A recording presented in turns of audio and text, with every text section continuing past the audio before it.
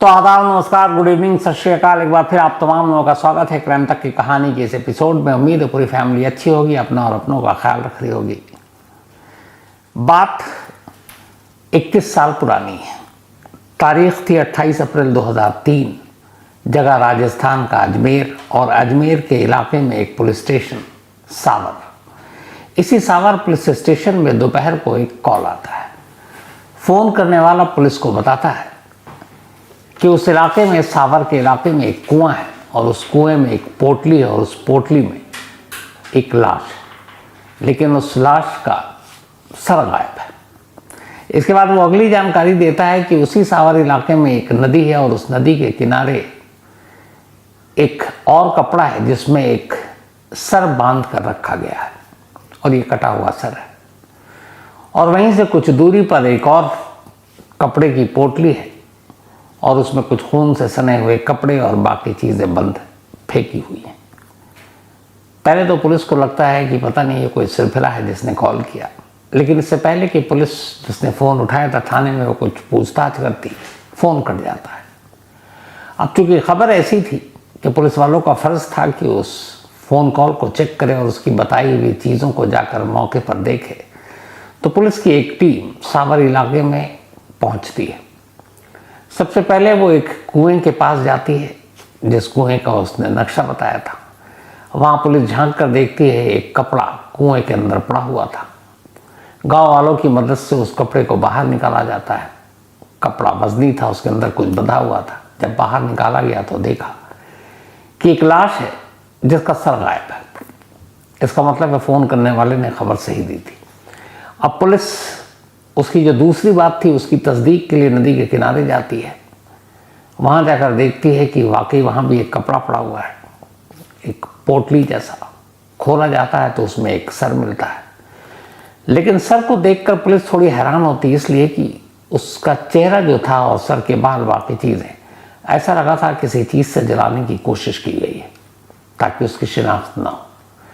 फिर उसी नदी के किनारे उस गुमनाम अनजान फ़ोन करने वाले ने जो तीसरी जगह बताई, पुलिस वहाँ पहुँची और वहाँ पर एक कपड़े की गठरी में कुछ अंदर कपड़े थे, शर्ट, पैंट और सब खून से सने हुए। यानी फ़ोन करने वाले की बात सच थी। पुलिस ने सारी चीज़ें समेटी, लाश के अलग अलग टुकड़ों को इकट्ठा किया और अजमेर के एक सरकारी अस्पताल में उसे भिजवा दिया पोस्टमार्टम के लिए। इसके बाद पुलिस तफ्तीश में जुट गई। 28 अप्रैल 2003 की ये बात थी जब सारी चीज़ें मिली और कॉल आया था। धीरे धीरे वक्त बीता, लेकिन आगे कोई केस बढ़ नहीं रहा था। पुलिस ने गांव में आसपास लोगों से पूछताछ की, आसपास के थानों में पूछताछ की कि शायद कोई गुमशुदगी की रिपोर्ट हो, लेकिन कोई ऐसी जानकारी मिली नहीं। अब पुलिस अपनी तफ्तीश कर रही है, लेकिन मरने वाले की ना पहचान पता चल रहा है, ना उसका नाम, पता, ठिकाना, और न ही कहीं को गुमशुदगी की रिपोर्ट दर्ज। आखिरकार जब 5 दिन बीत गए तब पुलिस को लगा कि इस कत्ल के केस को सुलझाने के लिए ज़रूरी है कि पहले मरने वाले की शिनाख्त हो। तो पुलिस ने लोकल न्यूज़पेपर में एक ऐड देने का फैसला किया। इसके बाद एक ऐड आता है और ये ऐड इस लाश के मिलने या लाश के टुकड़ों के मिलने के करीब 6 दिन बाद 28 अप्रैल 2003 को अलग अलग जगहों से, 3 जगहों से ये सर और बाकी धड़ और ये सारी चीज़ें मिली। 6 मई 2003 को अखबार में एक विज्ञापन छपा। अच्छा, जब ये लाश बरामद हुई, पोस्टमार्टम हुई, तो पोस्टमार्टम में डॉक्टर ने एक बात बताई। उसने कहा कि जिसकी भी ये लाश है उसके बाएं आँख और जबड़े के बीच में कभी शायद किसी एक्सीडेंट की वजह से सर्जरी हुई थी और उसमें एक स्टील का वायर डाला गया था आँख के ठीक नीचे। तो वो चीज़ें पोस्टमार्टम के दौरान सामने आई। अब चूंकि चेहरा तो था नहीं, तो सिर्फ बगैर चेहरे के एक लाश की जानकारी देना उतना शायद कामयाब होता नहीं। तो पुलिस ने अपने विज्ञापन में बाकायदा इस चीज़ का भी जिक्र किया कि एक सरकटी लाश मिली है और ये कपड़े हैं, लेकिन उस शख्स के बाएं आँख के नीचे एक स्टील का तार मिला, वायर, जो शायद उसका कभी उसकी सर्जरी हुई हो। ये सारी जानकारी के साथ विज्ञापन दे दिया गया और पुलिस ने फिर पोस्टमार्टम के बाद उस लाश को एक लावारिस लाश के तौर पर अंतिम संस्कार कर दिया, लेकिन उसकी बाकी चीज़ें और तस्वीरें अपने पास सहेज कर रखी। अब इधर विज्ञापन दे दिया गया और पुलिस इंतजार कर रही है कि शायद कोई आ गया। धीरे धीरे वक्त बीता। तभी इस अजमेर से बहुत दूर एक किशनगढ़ इलाका है, मार्बल के लिए फेमस है ये जगह। तो वहीं पर एक शख्स रहा करते थे जिनका एक बेटा मार्बल का बिजनेसमैन था, मार्बल का कारोबार करता था और उनका नाम था दुर्गा प्रसाद। इत्तेफाक से दुर्गा प्रसाद की नज़र उस अखबार के विज्ञापन पर पड़ी। इधर हो यह रहा था कि दुर्गा प्रसाद का एक बेटा जो मार्बल के कारोबार में था, जिसका नाम भवानी शर्मा था, वो पिछले कुछ दिनों से गायब था। लेकिन दुर्गा प्रसाद को ये नहीं मालूम था कि उनका बेटा गायब। उसकी वजह ये थी कि दुर्गा प्रसाद का ये बेटा भवानी शर्मा, इसकी शादी हो चुकी थी, पत्नी निधि शर्मा थी और 2 बेटे थे। शादी के कुछ वक्त बाद तक तो सब कुछ ठीक था, लेकिन फिर भवानी शर्मा अपनी पत्नी और दोनों बच्चों को लेकर अलग रहने लगा और बाकी उसके जो दूसरे भाई थे, पिता माँ, वो अलग रहती थी। तो आमतौर पर आना जाना भी कम था। कभी कभार पिता अपने बेटे को फ़ोन कर लेते या बेटा अपने पिता को फ़ोन कर लेता और दोनों एक दूसरे की खैरियत जान लेते। लेकिन इधर कई दिनों से फ़ोन भी नहीं आया। फिर चूँकि उनका अपना मार्बल का बिजनेस था तो वो गोदाम पे जाया करता था। वहाँ के पुराने जितने एम्प्लॉई थे वो दुर्गा प्रसाद को जानते थे कि वो उनके मालिक के पिता हैं। तो अक्सर वो उस गोदाम पे अपने पुराने कर्मचारियों से भी बात कर लिया करते थे। तो उन्होंने फ़ोन करके एक दिन अपने बेटे की खैरियत जाननी चाहिए। तो गोदाम पे जो मुलाजिम था उसने बताया कि साहब, आपका बेटा यानी कि भवानी शंकर तो यहाँ आ नहीं रहे, कई दिन हो गए और ऐसा कभी नहीं हुआ था। लेकिन अब उनके पीछे में उनकी पत्नी निधि शर्मा लगातार गोदाम आ रही और सारे वो जो बिज़नेस है, जो भी डील होती है, जो खरीदने की चीज़ें होती हैं, तो वो सारे पैसे भी अपने साथ लेकर चली जाती हैं। तो एक तरह से पूरा कारोबार वही देख रही हैं। ये सुनकर दुर्गा प्रसाद को बड़ी अजीब लगता है, इसलिए कि बेटा गोदाम नहीं जा रहा और कहीं है नहीं, मोबाइल पर बात कर रहे हैं, मोबाइल बंद है। बहू के साथ उनके रिश्ते बड़े अच्छे थे नहीं। फिर भी जब उन्हें लगा कि कुछ सुराग मिल नहीं रहा तो एक दिन उन्होंने अपने बेटे के घर पे फ़ोन किया।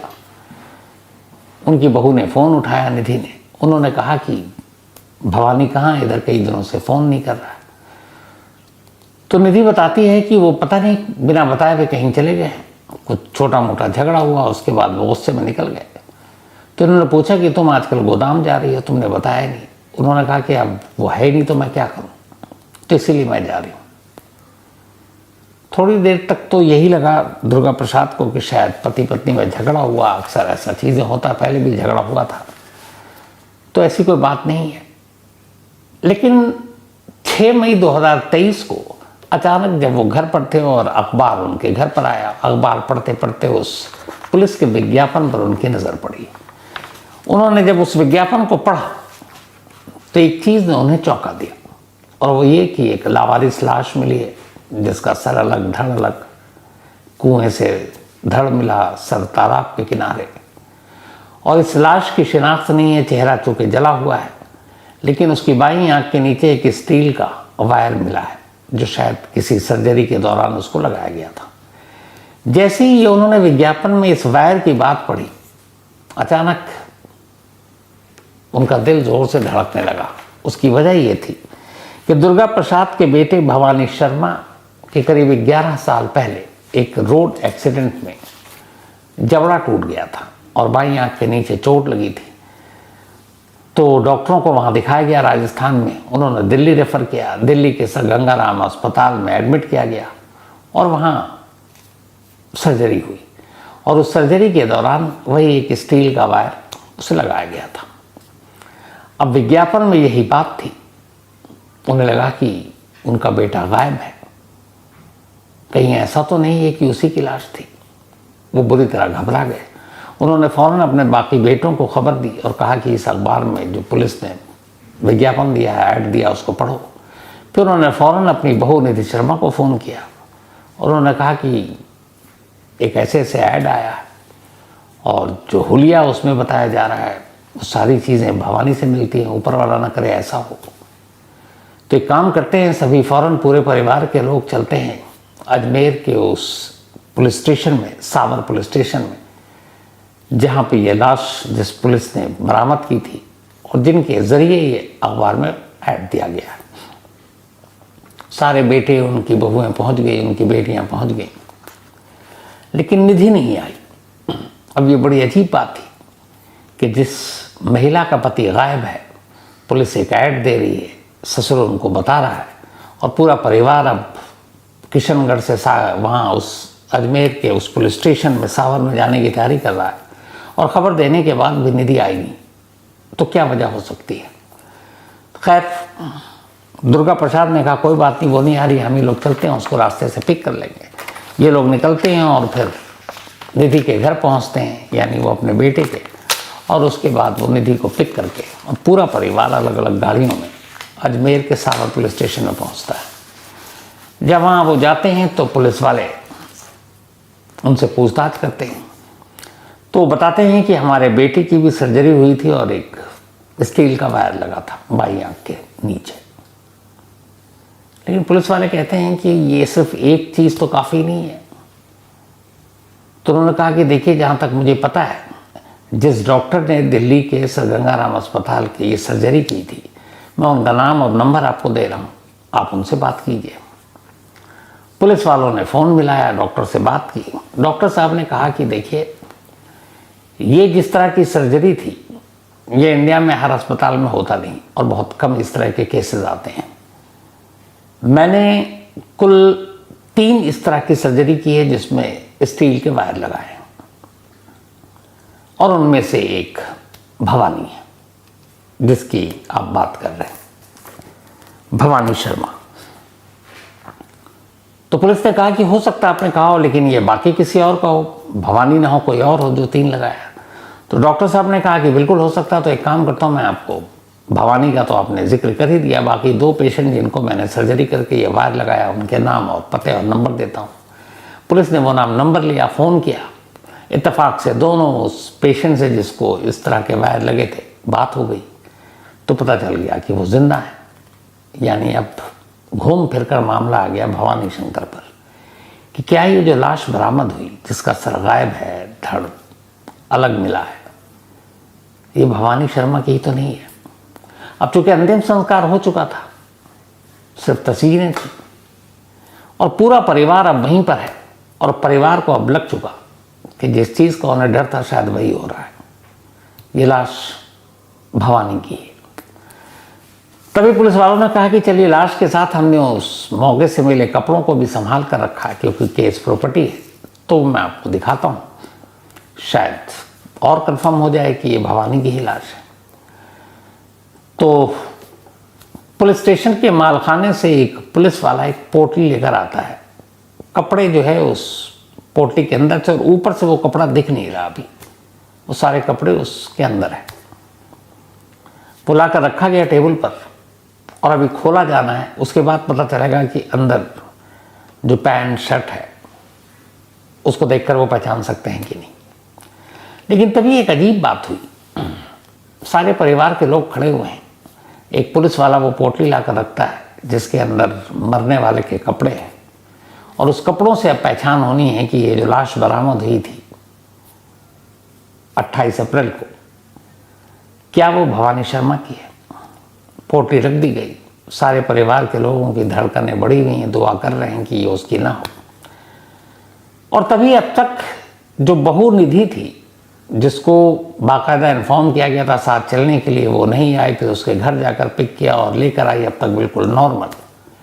और वो जैसी पोटली रखी गई, वो अचानक दहाड़ मार मार कर रोने लगी, और उसने कहा कि ये तो मेरे मतलब पति हैं, उन्हीं का कपड़ा है। अब जो इंस्पेक्टर था आईओ वहाँ पे उस थाने का, उसने देखा कि यार अभी ये पॉलीथिन या पोटली हमने खोला नहीं है, कपड़े दिखाए ही नहीं है, और वो पहले ही रोना शुरू कर दिया, और अभी तक बिल्कुल नॉर्मल खड़ी हुई है और कह रही है ये उन्हीं का है। तो उसे कुछ शक हुआ। उसने कहा ये मामला क्या है। खैर, इसके बाद वो खोला गया। जब खोला गया तो कपड़े की भी शिनाख्त हो गई। कहीं से कोई शक की गुंजाइश नहीं रही थी कि कत्ल जिस शख्स का हुआ, लाश अलग अलग टुकड़ों में जिस शख्स की मिली वो कोई और नहीं, मार्बल का कारोबारी भवानी शर्मा था, जो किशनगढ़ का रहने वाला, किशनगढ़ में ही कारोबार करता और अच्छा खासा एक बड़ा बिजनेसमैन। अब पुलिस के लिए पहला जो स्टेज था, पहला मरहला वो पूरा हो गया। मरने वाले की तफ्तीश पूरी हो गई और यह पता चल गया कि मरने वाला कौन है। लेकिन सबसे बड़ा सवाल अब भी अपनी जगह कायम था, और वो ये कि आखिर भवानी शर्मा को मारा किसने, उसका कातिल कौन है। अब पुलिस को सबसे पहले फैमिली के लोगों से पूछताछ करनी थी, तो एक एक कर तमाम परिवार के लोगों से पूछताछ शुरू हुई। जब बारी बारी से पूछताछ हुई तो अब फैमिली के ऊपर ही पुलिस ने पूछा कोई दुश्मनी, कोई दुश्मन, तो पता चला ऐसा तो कोई दुश्मन नहीं इस बिजनेस में। फैमिली एक दूसरे पर ही इल्ज़ाम लगाना शुरू कर देती है। भवानी के घर वाले, उसके पिता, माँ और भाई निधि की तरफ उंगली उठाते हैं कि ये काम निधि का हो सकता है, उसने अपने पति को मारा, लेकिन क्यों, इसका कोई रीज़न नहीं दे रहे हो। उधर निधि से जब पूछताछ हुई तो उसने कहा कि मेरे इन लॉज, मेरे सास ससुर और मेरे देवर ननद, इन लोगों ने ही मेरे सुहाग को उजाड़ दिया। पूछा क्यों, तो उसने कहा कि वो लोग मेरे पति के बिजनेस को हड़पना चाहते थे। तो कुल मिलाकर परिवार में एक दूसरे पर इल्ज़ाम लगाए जा रहे हैं, लेकिन इस इल्ज़ाम के साथ कोई पुख्ता सबूत नहीं मिल रहा है। अब पुलिस मामले की तफ्तीश कर रही है। उसने फैमिली के हर कैरेक्टर को खंगालने का फैसला किया। धीरे धीरे वक्त बीता, हर एक के बारे में रेकी की, हर एक के बारे में जानने की कोशिश की कि कौन क्या करता है, कितने पैसे किसके पास हैं, किसकी किससे दुश्मनी थी, लेकिन कोई क्लू नहीं मिल रहा था। इधर निधि का रो रो कर बुरा हाल, पुलिस वालों की भी हमदर्दी, दो छोटे छोटे बच्चे, और जिस बेरहमी से मारा गया था भवानी को वो अलग। तो खैर तफ्तीश होती रही और कोई नतीजा निकला नहीं। अब पुलिस ने जब हर एक कैरेक्टर की जांच शुरू की तो जो इन लॉज की तरफ के लोग थे वहां से कोई ऐसी एक भी चीज नहीं मिली जिससे उन पर शक जाए। अब जब निधि और उसकी फैमिली की तफ्तीश शुरू की तो पुलिस वालों को कुछ अजीब अजीब बातें पता चली। असल में पुलिस को तफ्तीश के बाद एक डायरी मिल गई। जब उन्होंने घर में कुछ चीज़ें छानबीन भी की तो एक डायरी मिली भवानी की। भवानी को डायरी लिखने का शौक था, तो उसने उस डायरी में अपनी और अपनी पत्नी के रिश्तों के बारे में अक्सर लिखा था कि आज मेरा झगड़ा हुआ, एक दिन गुस्से में निधि ने मुझसे डिवोर्स मांगा, एक दिन ज़बरदस्ती उसने मुझसे कहा कि नहीं कोर्ट चलो, वकील से मिलते हैं, हम डिवोर्स लेते हैं, हम अलग रहते हैं, एक दूसरे के साथ नहीं रह सकते। ये सारी बातें फिर वो लिखता कि मैंने उसको मनाया, फिर वो वापस आ गई, फिर एक दिन झगड़ा करके वो घर में बच्चों को दोनों छोड़कर मेट के हवाले करके चली गई। इधर उधर ढूंढ रहा था, 11 बजे आई। एक जगह डायरी में लिखा कि वो अक्सर घर से गायब हो जाती है और बहुत देर रात तक लौटती है। तो ये सारी जो डायरी में उसने लिखा ये सब कहानियां थी उसके और उसकी पत्नी के रिश्तों की।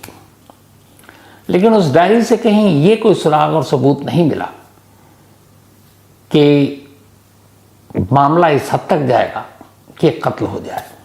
तो पुलिस के हाथ वहां भी खाली। अब पुलिस के पास शक के घेरे में तो बहुत लोग थे, लेकिन सबूत और मोटिव नहीं था कि क्या किया जाए। पुलिस तफ्तीश करती रही। फिर अचानक एक रोज पुलिस ने पाया कि जो निधि है, जब भी उससे पूछताछ होती है तो उसका एक भाई है और वो भाई अक्सर निधि के साथ ही खड़ा हो जाता है, और जब पुलिस उससे कुछ इधर उधर के सवाल करती तो वो बीच में टोकना शुरू कर देता। अब पुलिस ने भी चाल चली। पुलिस ने अब निधि, उसके भाई, निधि के पेरेंट्स, इन सब के बारे में उनके मोहल्ले के लोगों से पूछताछ शुरू की। इधर भवानी के माँ बाप से पूछताछ शुरू की, जो काम करते थे मेड उनसे पूछताछ शुरू की, जो गोदाम में काम करते थे उनसे पूछताछ शुरू की। तो जब ये सारी तफ्तीश हुई और पुलिस ने खामोशी से अपनी इन्वेस्टिगेशन को पूरी की तो एक सच्चाई सामने आया, और वो ये कि भवानी और निधि के रिश्ते पिछले कुछ सालों से खराब थे।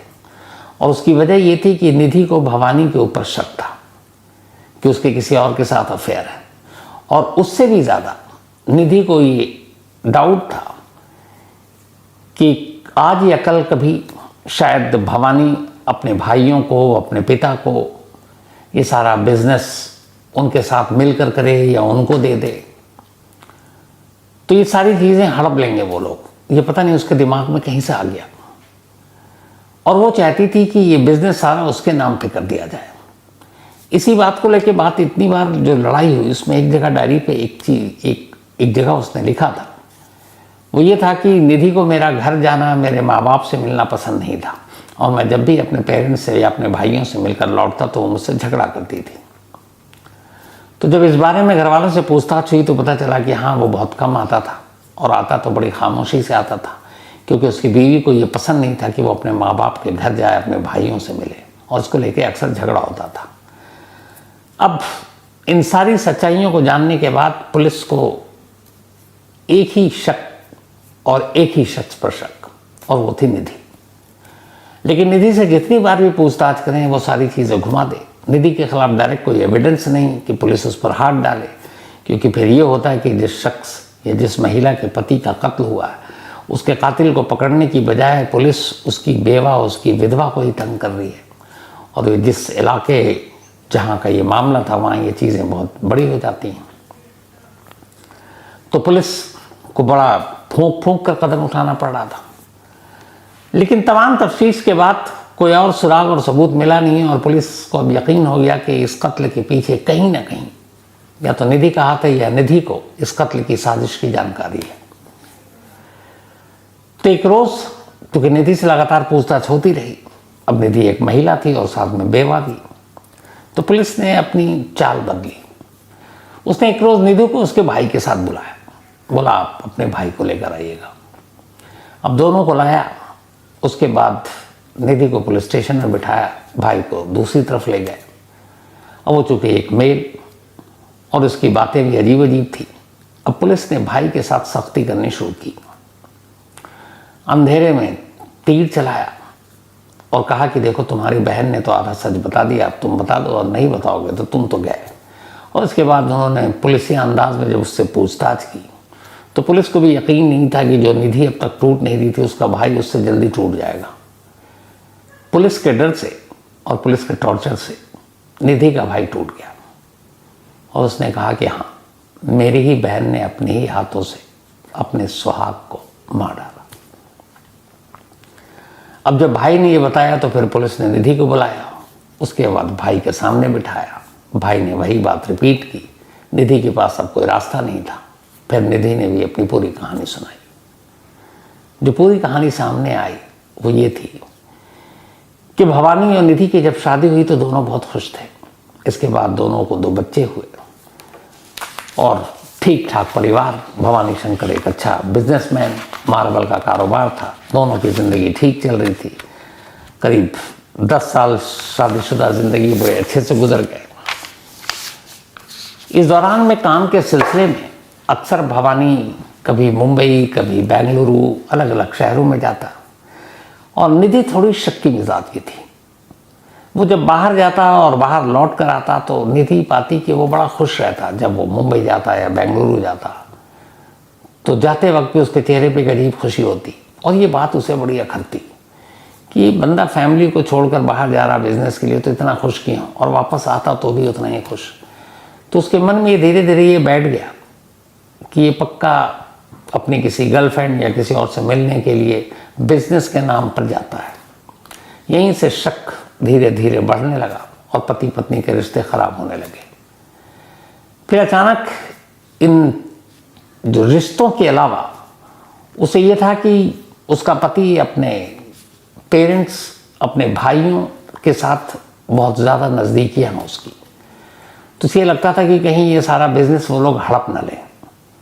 तो उसने फिर दबाव बनाना शुरू किया और इस बात को लेकर झगड़ा होना शुरू हुआ कि तुम अपने घर वालों से दूर रहोगे।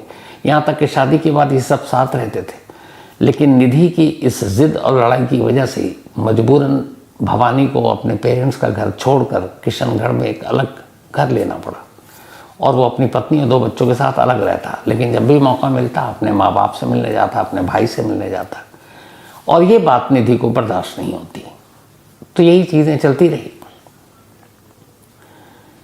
जब ये बात चलती रही तो इसी दौरान में निधि ने एक बार उससे कहा कि ये सारा जो बिजनेस है तुम मेरे नाम कर दो।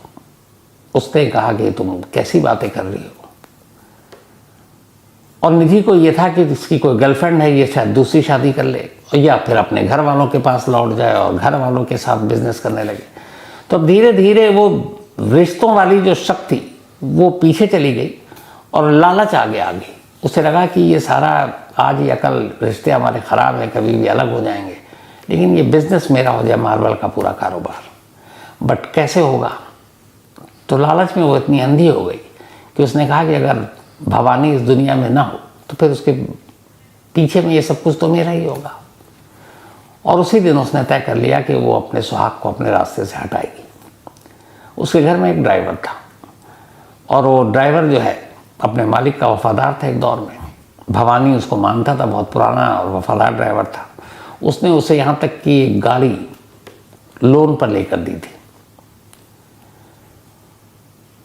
उसी ड्राइवर के साथ निधि ने साजिश रची। उसने उसे लालच दिया कि देखो, जो गाड़ी तुमको लोन पर लेके दिया, तुम्हें लोन चुकाने की ज़रूरत नहीं, वो सारे पैसे मैं भर दूंगी और उसके अलावा तुम्हें और पैसे दूंगी और तुम माला माल हो जाओगे, बस मेरा एक काम कर दो। धीरे धीरे उसे भरोसे में लिया और उसे पूरी साजिश बताई। उसने कहा कि तुम्हें मेरे पति का कत्ल करना है, पर मैं भी मदद करूंगी। इसके बाद एक रोज़ 2003 अप्रैल का महीना और ये 27 अप्रैल की रात भवानी घर आया। उसे निधि ने जूस दिया। जूस में नींद की गोलियां थी। जूस पीते ही वो लगभग नींद के आगोश में चला गया। उसने कॉल करके अपने ड्राइवर को बुलाया। ड्राइवर आया। निधि और उसके ड्राइवर ने मिलकर लोहे के रॉड से उसके सर पर वार किया। फिर जब उसे यकीन हो गया कि मर गया तो उसकी लाश को लेकर बेसमेंट में गए। बेसमेंट में ले जाकर वहाँ उन्होंने उसकी लाश को पहले जलाने की कोशिश की, लेकिन फिर उन्हें लगा कि धुआं और ये सारी चीज़ें फैलेंगी, लोगों को पता चल जाएगा। तो उन्होंने फिर उस आइडिया को छोड़ दिया। उसके बाद भवानी के सर को अलग कर दिया धड़ से। सर लेकर छत पर पहुँचे। छत पर एक गैस पर रखकर उस सर के चेहरे को उन्होंने जला दिया और फिर उस सर को अलग पैक किया, धड़ को अलग पैक किया, खून साफ किया और कार में लेकर उसी रात दोनों लाश को लेकर किशनगढ़ के लिए निकल गए। उनका इरादा था ले जाकर नदी में सब कुछ फेंकना ताकि नदी के बहाव में कहीं और चला जाए, लेकिन रास्ते में उन्हें 2 जगहों पर नाकों पर पुलिस दिखाई दे गई। चूँकि मन में चोर था, पुलिस को देखकर डर गए, तो इसीलिए पास के ही एक नदी के किनारे जाकर उन्होंने पहले सर फेंक दिया। उन्हें यह था कि चेहरा तो जला दिया है, मिल भी जाए तो शिनाख्त नहीं होगी। और जो धड़ था उसको एक कुएं में डाल दिया। वो कुआं भी सुनसान जगह पर था। जो बाकी कपड़े थे वो भी उन्होंने फेंक दिए और फेंक कर चले गए। लेकिन ये सारी चीज़ें शायद छुपी रहती। एक अनजान और गुमनाम शख्स ने पुलिस को फ़ोन कर दिया। आज की तारीख में भी जो अजमेर के उस पुलिस स्टेशन में जिस शख्स ने फ़ोन किया था वो कौन था ये पुलिस को नहीं मालूम। पुलिस ने कोशिश भी की, लेकिन उस शख्स का पता नहीं चला जिसने इस केस की मुखबिरी की थी। कौन हो सकता है वो, ये भी पता नहीं। तो खैर, इन सारे बयान के बाद पुलिस ने मामला दर्ज किया, ड्राइवर और निधि को गिरफ्तार किया। उसके बाद मामला अदालत में पहुंचा। साल भर के अंदर लोअर कोर्ट ने अपना फैसला सुनाया। 30 जुलाई 2004 यही वो तारीख थी। कोर्ट ने निधि शर्मा और उसके ड्राइवर को उम्र कैद यानी लाइफ इम्प्रिजनमेंट की सज़ा सुनाई। दोनों इस फैसले के खिलाफ हाई कोर्ट पहुंचे। हाई कोर्ट ने भी लोअर कोर्ट के फैसले को बरकरार रखा। हाई कोर्ट के बाद दोनों सुप्रीम कोर्ट पहुंचे। सुप्रीम कोर्ट ने भी उनकी उम्र कैद की सज़ा को बरकरार रखा। लेकिन चूंकि ये 2003-04 की बात है, उसके बहुत बाद जाकर उम्र कैद की सज़ा में हमारे यहाँ बढ़ोतरी हुई। अब तो कई बार उम्र कैद मतलब पूरी उम्र कैद हो जाती है, कई बार 20 साल लिखा जाता है। उस वक्त 14 साल की उम्र कैद हुआ करती थी। तो निधि और ड्राइवर दोनों ने उम्र कैद की सज़ा काटी। उधर उनकी गैर हाजिरी में चूंकि निधि ने अपने हाथ से अपने सुहाग को उजाड़ दिया था, माँ जेल जा चुकी थी, दोनों बच्चे अनाथ थे। दोनों बच्चों के उनके दादी दादा ने पाला, दोनों बड़े हुए, उन्हीं के साथ रहे। 14 साल की सज़ा काटने के बाद 2017 के आखिर या 18 के शुरू में निधि और ड्राइवर आज़ाद हो गए, क्योंकि उन्होंने सज़ा पूरी कर ली। उसके बाद आज़ाद होकर निधि वापस आती है और वहीं किशनगढ़ में एक घर लेती है, वहाँ रहती है। कहानी यहाँ ख़त्म नहीं होती। वहाँ रहने के बाद अब भी उसके मन से अपने पति की उस जायदाद को हासिल करने का जो लालच था वो जाता नहीं है। वो अपने दोनों बच्चों से अब लड़ती है, उस प्रॉपर्टी, उस जायदाद, उस बिजनेस को हड़पने के लिए जैसे उसने खुद पैदा किया था।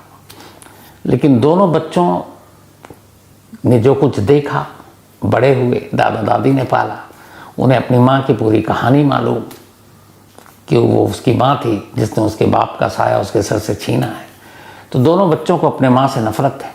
माँ ने पहले दोनों बच्चों पर भी डोरे डालने की कोशिश की, पर वो करीब नहीं आए। वो अपनी माँ से मिलना क्या, उनको देखना भी नहीं चाहते हैं। लेकिन फिर उसने अब कुछ केस किया जायदाद और बिजनेस को लेकर हड़पने के लिए, लेकिन वो एक सज़ा याफ्ता कैदी थी, तो वो केस कहीं ठहरा नहीं। लेकिन जो जानकार हैं और करीब से जानते हैं इस फैमिली को, उनका कहना है कि अभी कुछ वक्त पहले तक भी निधि शर्मा उस जायदाद के पीछे पड़ी थी जिस जायदाद के लिए उसने अपने पति का कत्ल कर दिया।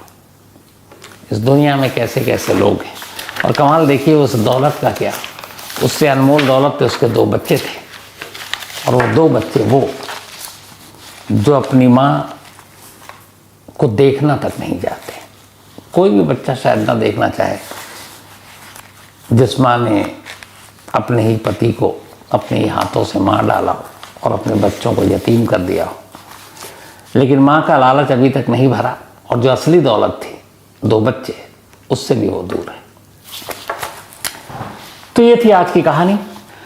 तो खैर कहानी में आज इतना ही। अब आपसे मुलाकात होगी मंडे को, क्योंकि कल संडे है, और अगले मंडे से फिर फॉलो अप भी हो जाएगा।